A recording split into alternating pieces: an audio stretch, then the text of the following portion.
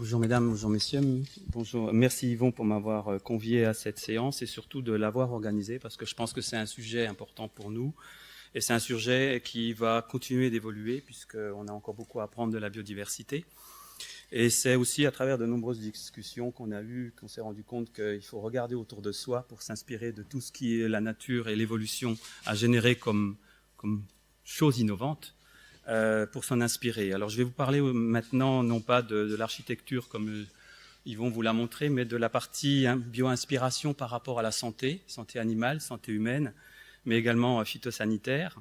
Et je ne peux pas m'empêcher de vous montrer un petit peu, revenir un petit peu sur la biodiversité parce que c'est vraiment quelque chose qui me tient à cœur et qu'il faut vraiment qu'on protège. Donc c'est une longue histoire. Carl von Linné en a fait sa ligne de conduite. C'était un grand voyageur. C'était un grand voyageur qui était également observateur. Donc toujours cette observation, parce que c'est dans l'observation qu'on innove, mais c'est aussi en s'inspirant de la nature. Donc ici, je vous ai montré un peu la pyramide qui est classique, la pyramide de l'évolution. Donc on voit clairement que, au départ, on considérait qu'il y avait peu d'organismes pour arriver aux vertébrés, à l'homme.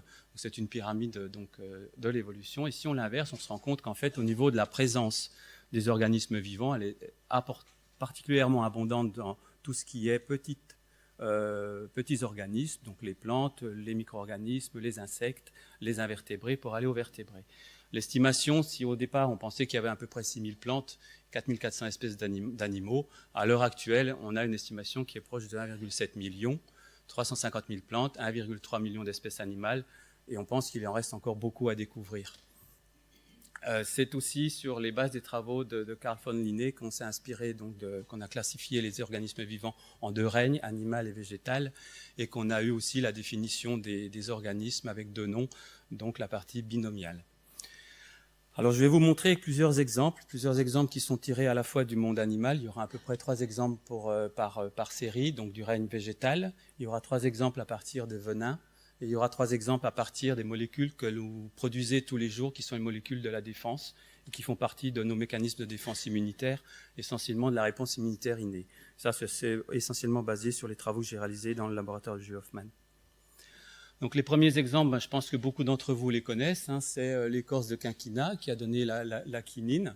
Donc c'était un alcaloïde qui a été isolé par deux pharmaciens chimistes français en 1820. La synthèse a été réalisée nettement plus tard, dans les années 44, par 2 chimistes américains.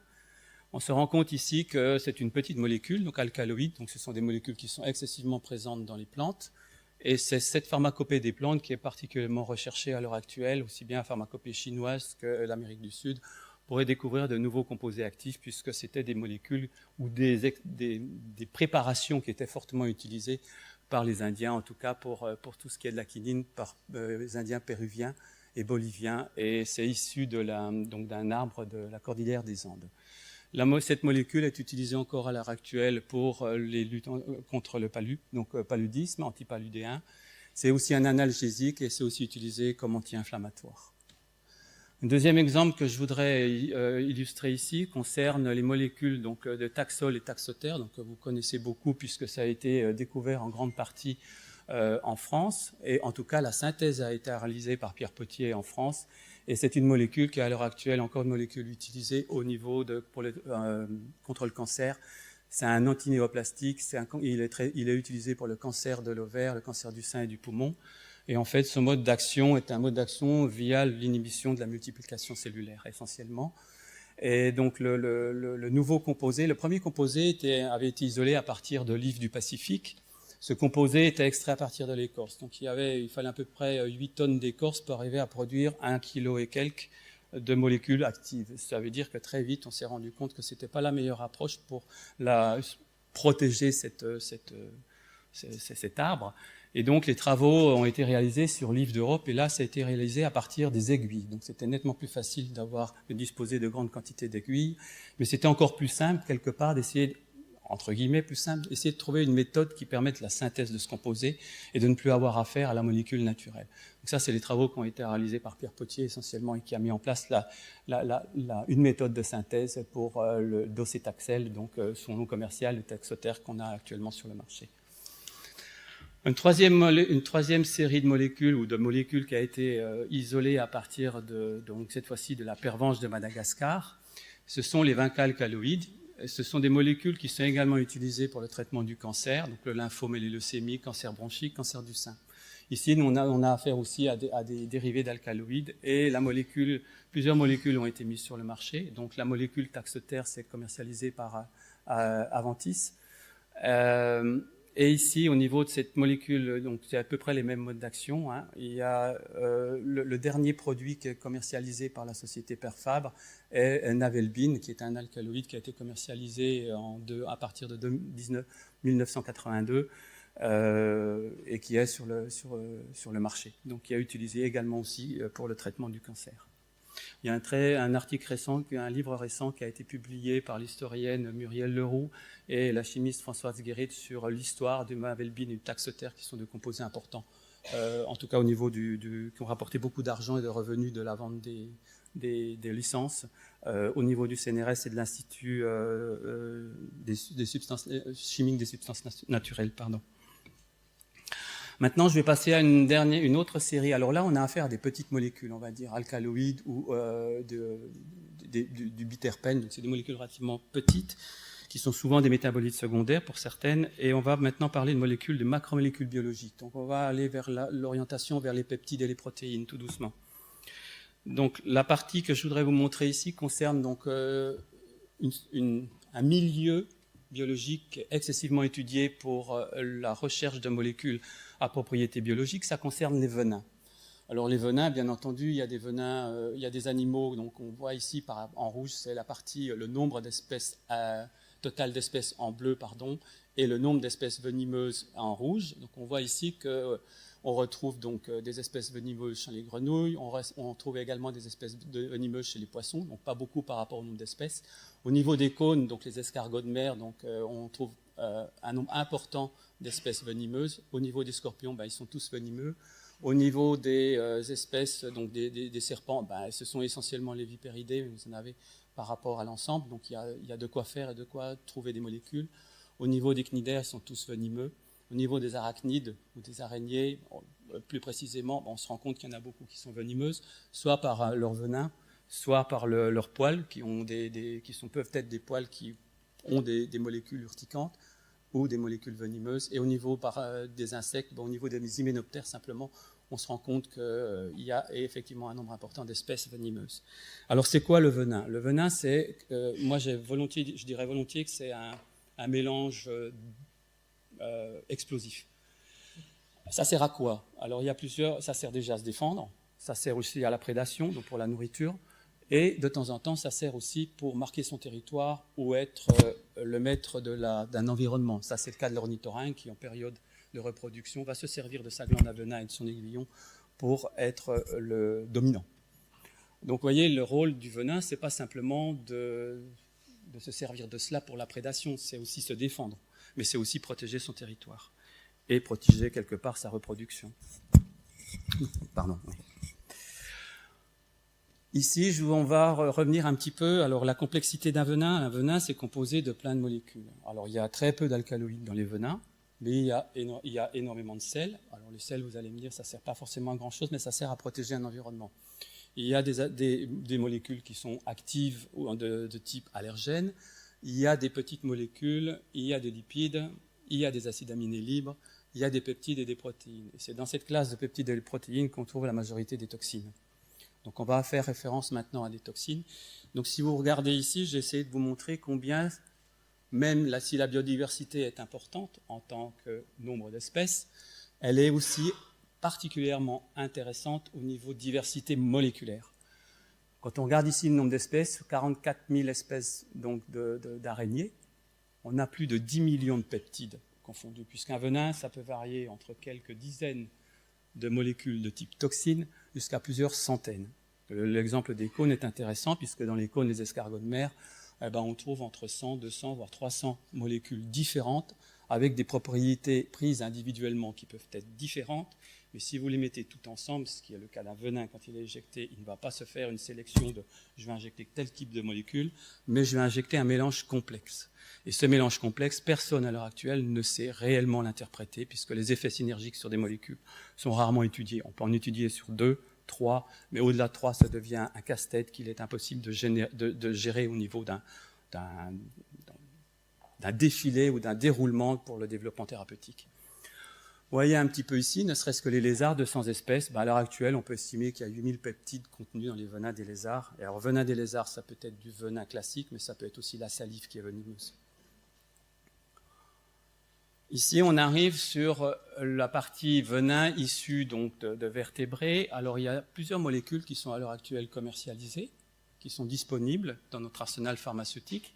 C'est peut-être des molécules relativement simples, comme le captopril, mais ça veut dire des molécules un peu plus complexes, comme par exemple l'hexémadine de Obieta, qui est en fait une petite protéine ou un peptide. C'est toujours un petit peu difficile pour moi de définir la limite entre un peptide et une protéine. Alors, classiquement, je vais dire qu'un peptide, c'est en dessous de 100 acides aminés. Donc là, on est sur un peptide de 40 résidus environ.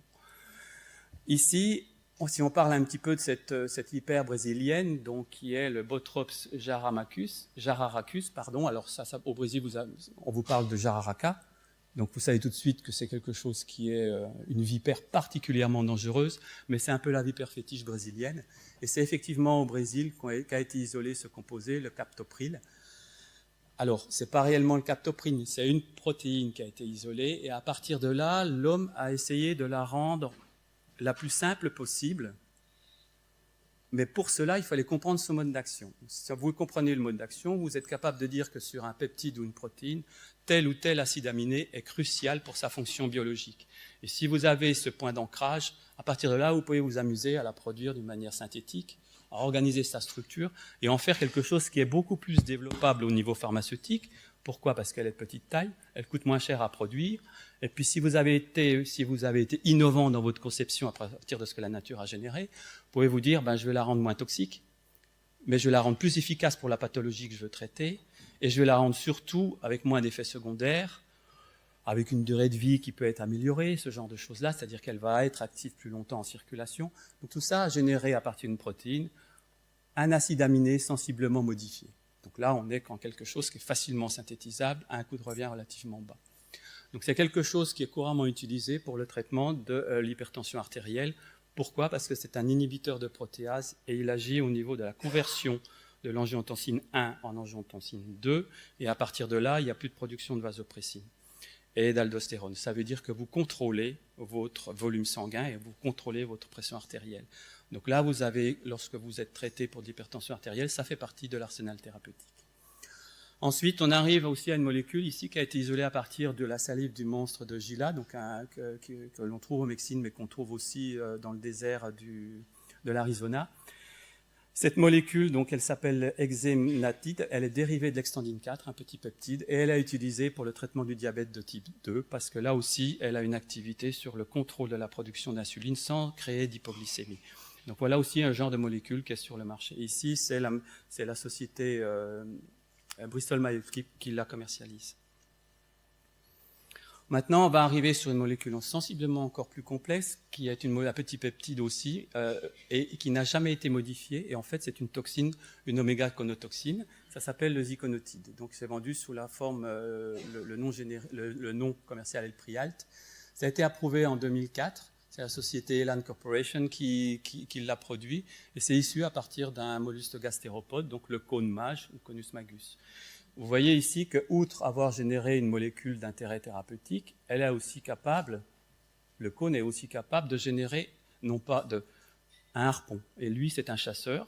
Donc ce harpon, voilà la forme du harpon qui est produit par une glande spécifique au niveau du cône. Vous voyez ici que, outre s'inspirer de la nature pour créer des molécules, l'homme, il n'a pas forcément inventé quelque chose en inventant le harpon, puisque voilà en cryobalayage, en microscopie à cryobalayage, la forme d'un harpon produit par le cône. Donc le harpon, bien entendu, est éjecté, mais il y a un filament qui le relie et qui lui permet en plus donc, de retenir sa proie, d'injecter son venin et d'immobiliser. Donc ici, si on revient un petit peu à ce qui nous intéresse au niveau thérapeutique, ici c'est un puissant antidouleur, puisqu'il contrôle il inhibe la production de neurotransmetteurs et donc plus du tout de transfert de la douleur n'est plus ressentie. Donc ça, c'est utilisé classiquement au moment de chirurgie ou pour des douleurs lorsqu'il y a des suites opératoires qui sont douloureuses. Donc c'est vraiment utilisé chez les personnes atteintes de sida, c'est utilisé aussi pour contrôler certaines douleurs au niveau du système nerveux. Maintenant, on monte un peu dans la complexité. Alors, cette petite brochure qui a été éditée par le Conseil scientifique du patrimoine naturel et de la biodiversité, c'est une petite brochure intéressante parce qu'elle vous liste un petit peu tout ce que l'on peut faire pour lier la biodiversité avec l'intérêt pour l'homme ou l'intérêt pour l'environnement. Donc, je vais retenir ici 3 molécules qui sont la magnénine issue de grenouilles, les défensines issues de papillons et la défensine d'oiseaux. Yvon vous en a parlé un tout petit peu à partir du manchot. Alors, ces molécules, c'est des molécules qui font partie de l'arsenal des peptides qu'on appelle peptides antimicrobiens. Je dirais que je préfère à l'heure actuelle appeler peptides de la défense immunitaire. Vous verrez pourquoi, en partie dans les 3 exemples que je vais vous donner, mais aussi sur la fin. Donc ici, c'est une figure qu'on a générée avec tout un groupe de travail dans le cadre d'un projet qui s'appelle la GDR MUFOPAM, multifonction des peptides antimicrobiens. J'aime pas trop le terme de fonction, je dirais multi-activité des peptides antimicrobiens. Vous voyez que si la biodiversité des organismes est importante, je vous ai montré que la biodiversité moléculaire était tout aussi importante. Et ici, on a tout un ensemble de structures, vous voyez des structures simples en hélice, des structures un peu en double hélice, des structures non organisées, des structures en feuillet bêta ou épingle à cheveux, des structures où on a des mixtes, des structures plus complexes avec des lipopeptides, des glycopeptides qui sont issus souvent de bactéries, donc produits d'une manière enzymatique ou produits par avoir ribosomale. Donc tout ça fait un ensemble, je dirais, de molécules qui sont produites par les organismes vivants pour se défendre et qui c'est peut-être intéressant d'aller creuser pour savoir si ça peut représenter des alternatives aux problèmes d'antibiorésistance et aux problèmes des antibiotiques classiques chimiques qui génèrent de plus en plus de résistance d'une manière rapide.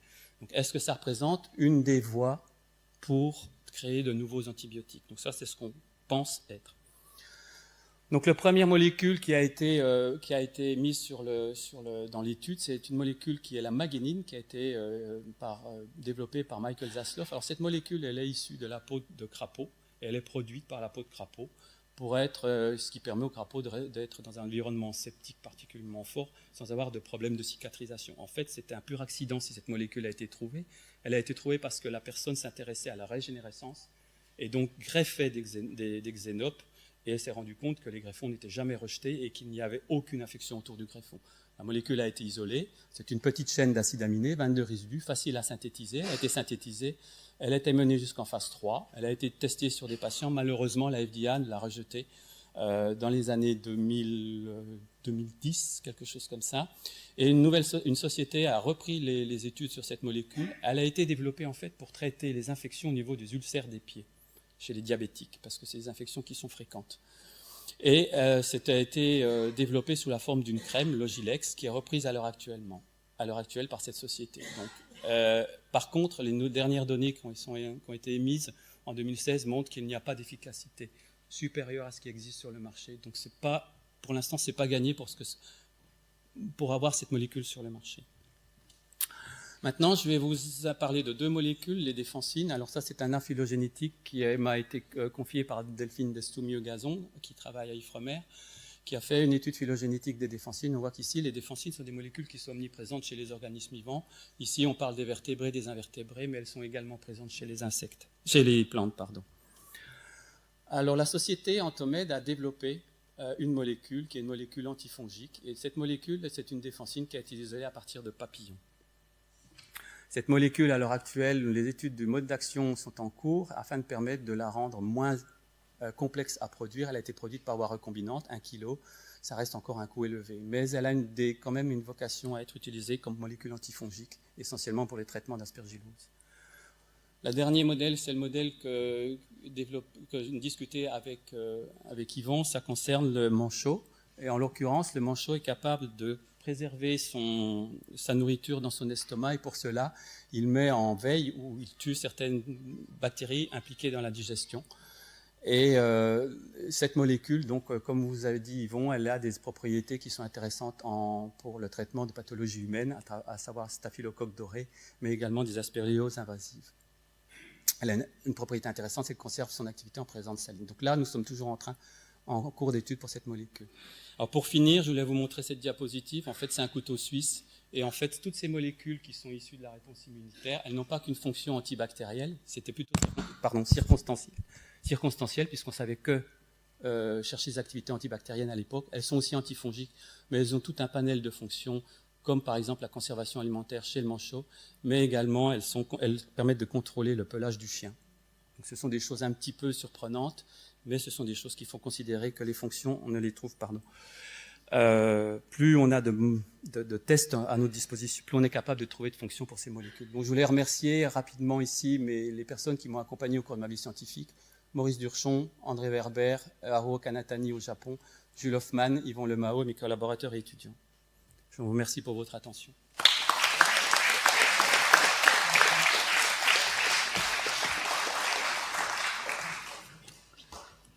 Bien, on peut passer aux questions, on a environ 7 minutes pour ça.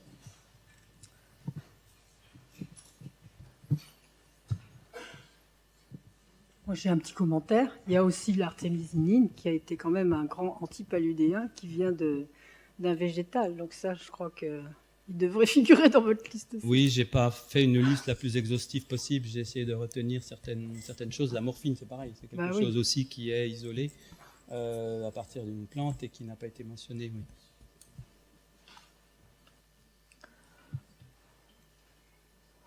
Oui.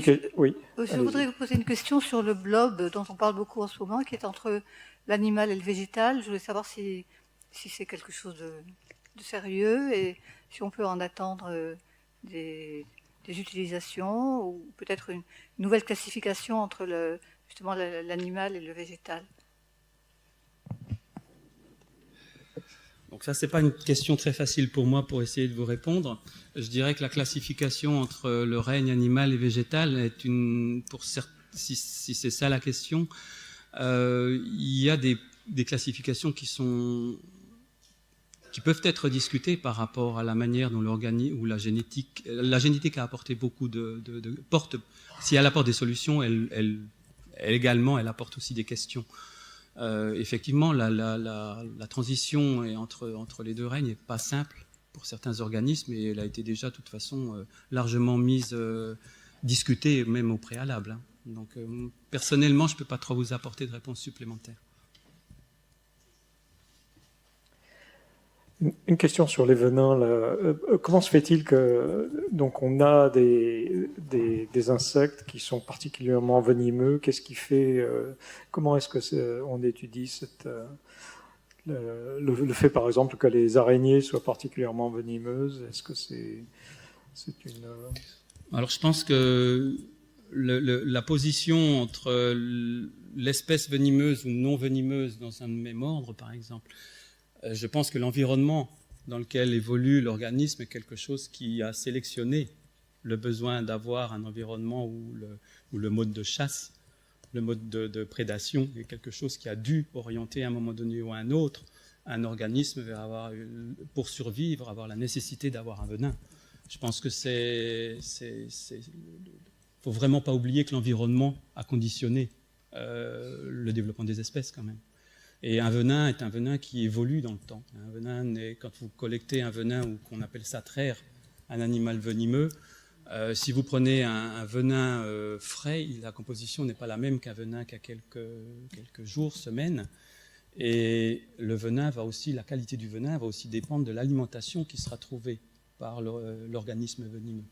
Donc tout ça, c'est des choses qui bougent, qui évoluent, mais la contrainte environnementale a eu un poids énorme dans la sélection d'une espèce pour qu'elle soit ou pas venimeuse. Joël Bocquer. Oui, on comprend que certains animaux aient besoin de toxines pour chasser ou se défendre, mais que pensez-vous de la synthèse par beaucoup de plantes de produits très intéressants comme la morphine par exemple ou le taxol par l'IF? Pourquoi toutes ces plantes synthétisent des composés extrêmement difficiles à synthétiser? Et est-ce que chaque fois on a une idée de l'utilité évolutive de ces composés par ces plantes qui leur coûtent très cher à synthétiser? Alors ça, c'est une question hyper intéressante. pour y répondre, c'est nettement plus compliqué, mais je dirais que on trouve souvent une fonction pour nous parce qu'on cherche quelque chose sur des tests qu'on a mis en place. Je pense que l'organisme a évolué toujours, c'est un peu ce que je disais tout à l'heure avec les venins, il évolue dans un contexte où il a besoin d'avoir une défense par rapport à les aliments qu'il va capter pour une plante dans le sol. Ça génère tout un ensemble de molécules avec des structures dont la fonction dans la plante ne sont pas forcément celles qu'on espère ou qu'on retrouve in vitro. Donc je dirais que, par exemple, pour les plantes, ils ont aussi beaucoup de défensines. Ces molécules, elles sont toutes impliquées dans les mécanismes de défense de la plante. Donc pourquoi des alcaloïdes chez les plantes plus que dans les organismes vivants? Parce que je pense que l'environnement, les nutriments ou les aliments utiles pour le développement de la plante ont fait qu'il y avait certaines sélections de molécules et qui sont importantes pour des phénomènes, pour lutter contre le stress, voire des pathologies. Christian Dumas et puis Jean Salençon. Oui, je vais rebondir sur la dernière question sur les plantes. En fait, une plante, c'est une usine chimique. Il y a environ 100 000 produits issus du métabolisme secondaire. Donc, on est loin d'avoir exploré en fait toutes les possibilités de la chimie des plantes. Bon, ça, c'est une parenthèse. L'autre concerne les venins. Il y a une très belle exposition sur les venins au Musée des Confluences à Lyon, qui dure déjà depuis quelques mois. Et il est bien spécifié que l'acuité d'un venin dépend de sa dose. Donc il y a un effet dose qui est important parce que ça peut être effectivement un médicament ou ça peut être quelque chose qui tue. Ça, je pense que je ne l'ai pas dit. Nous, quand on collecte un venin, on est très agressif pour un organisme. On va chercher des choses que l'organisme, quand il en a besoin pour soit se défendre, soit de la prédation, il va pas se faire mal. Il va injecter la dose qu'il faut de venin. Et donc, il sait parfaitement bien jauger la dose qu'il faut. Donc, et ça, nous, quand on travaille ces molécules en in vitro, on va dire, sorties de la relation de l'individu avec son environnement, on est dans des conditions complètement différentes. Un venin ou une molécule, elle a été développée par l'organisme pour l'organisme. Elle n'a pas été développée pour l'homme et en faire un médicament. Donc le passage de la molécule que vous avez dans un organisme, dans son venin, pour la rendre utile par l'homme, c'est pas tout à fait la même chose parce que vous allez mettre cette molécule dans des conditions que la molécule naturelle n'a jamais rencontrées. Donc il y a un challenge énorme de ce côté-là et c'est pour ça que l'entonnoir il est à l'envers. On a beaucoup de molécules mais il y en a très peu qui sortent de la pointe de l'entonnoir. Pourquoi? Parce qu'on oublie toujours qu'on la sort d'un contexte biologique, écologique, physiologique. Et ça, le jour où on saura beaucoup plus appréhender et modéliser ce genre de choses, on aura certainement de meilleurs candidats et des candidats nettement plus nombreux dans notre arsenal thérapeutique. Mais pour l'instant, on est loin d'avoir fait cette modélisation. Jean Salençon. Oui, vous avez d'ailleurs peut-être donné une partie de la réponse à la question que je vais poser. C'est la protection de l'animal contre son propre venin. Je pose cette question en pensant aux lézards dont la salive, vous avez dit, pouvait être venimeuse. Alors effectivement, certains animaux venimeux sont immunisés ou sont non sensibles à leur propre venin. Par contre, il y en a qui sont tués qui peuvent être tués ou leurs congénères peuvent être tués par leur propre venin. Ça, c'est des choses qui peuvent arriver. Alors pourquoi ils sont immunisés par leur propre venin? Parce que généralement, les venins ne sont pas en contact directement avec l'individu. Il y a plus de choses qui se passent. Donc ils ne vont pas se les injecter eux-mêmes. Il y a de l'immunisation qui est faite indirectement. Donc ça, c'est vraiment les contrôles de quantité aussi, comme on disait tout à l'heure. Il y a cet aspect-là qu'il faut pas négliger. Mais il y a des combats entre des individus d'une même espèce qui fait que certaines espèces venimeuses, elles sont sensibles à leur propre venin.